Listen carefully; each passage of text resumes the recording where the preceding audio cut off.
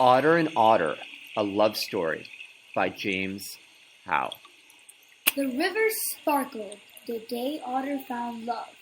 He was not looking for it, love, that is. He was looking for dinner. But when Otter gazed into those eyes, those round, sweet, glistening eyes, he knew that he had found what he had not known he was looking for. Impossible, he said, for I am in love with my future. He asked her name, not certain if she was a he or he was a she. Something about the eyes told him she. She said gurgle, but because he had water in his ears, Otter heard it as Myrtle and thought, such a beautiful name to match such beautiful eyes. And so it was that Otter fell in love with the fish. Myrtle, or Gurgle if you prefer, had not been looking for love either. She had been looking to stay alive. Please don't eat me. Her round, sweet, glistening eyes pleaded with Otter, while he was gazing into them, finding love. All she wanted was a loosening of his grip, a slippery escape, a return to the safety of family and home. But then in her eyes she saw the sparkling river reflected, and a tender and lonely heart revealed, and the stirring of her own heart, her own tremendous fish not wishing to be dinner heart, awaking to something new and surprising. Not only love, but a future she could never have imagined. From that moment on, Otter and Myrtle were rarely apart. They swam together, they played hide-and-go-seek together, they told each other stories, hers of the depth of the river, his of the bank beyond.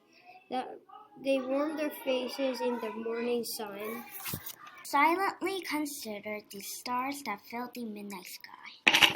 In a perfect world, it will now be written, and they lived happily ever after. In a perfect world, an otter can fall in love with a fish, and a fish with an otter, and that would be that.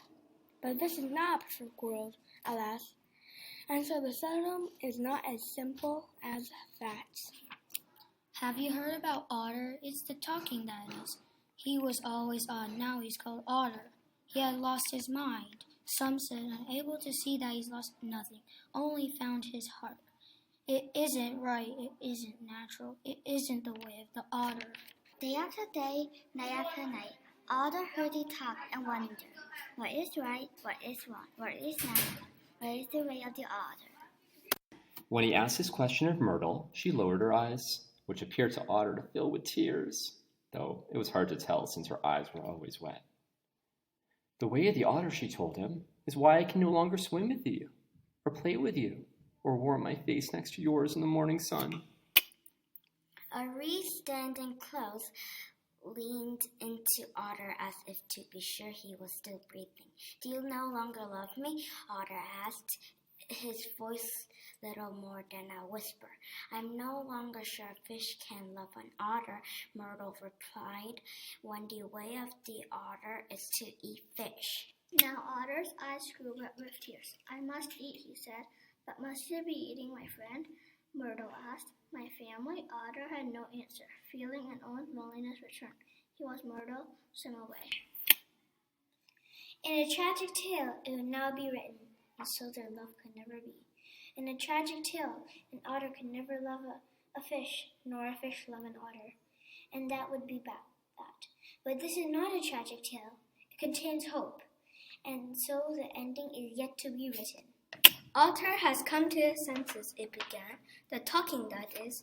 Now he will forget all about this falling in love fish nonsense, some said, unable to know that falling in love is never nonsense.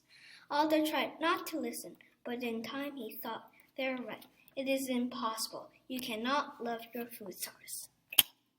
But when he warmed his face in the morning sun, he imagined Myrtle beside him. And when he gazed at the midnight sky, he saw Myrtle's eyes in 1,000 fold. Is it the way of the otter he wanted to be alone? One morning, Otter floated his way to Beaver's house. Good morning, Beaver called out. Care for a bit of birch bark? Otter wrinkled his nose. Otters don't eat bark, he said. But thank you for your kindness. Ah, said Beaver. How about an apple then? Otter shook his head. Apples are awfully tasty, Beaver went on. Tastier, I find, than fish. Otter pulled himself up onto a log to look Beaver in the eye. Have you ever eaten fish? Otter asked. No, said Beaver, but I suppose I might if I ever fell in love with an apple. Beaver was known for his wisdom, and in that moment Otter knew he had found the wisdom he had not known he was looking for. Are you saying, Otter began? I'm saying, said Beaver, that there's a way of the otter and there is a way of the hart. It is up to you to decide which to follow. Otter ate a bit of the apple, a bit of the bark, and the fruit of a water lily, which he found to be especially delicious. Thank you, said Otter. You're welcome, said Beaver, and next time bring Myrtle. There's some lovely plankton just on the other side of the dam. That night, Otter was considering the stars when he heard a familiar splash. Beaver told me I would find you here, Myrtle said as she swam up to him. My family is wondering if you could come play with us tomorrow. I would love to, said Otter. Perhaps we could have dinner together? Have you ever eaten the bark of the aspen tree? I could try it, Myrtle said. It's quite tasty, said Otter. Much tastier than fish. I never knew what I ever had in fish. Myrtle wriggled at Otter's side. Except for you, dear Myrtle, except for you. It wasn't long before the talking began again. It isn't right. It isn't natural. It isn't the way of the otter. But Otter and Myrtle did not listen.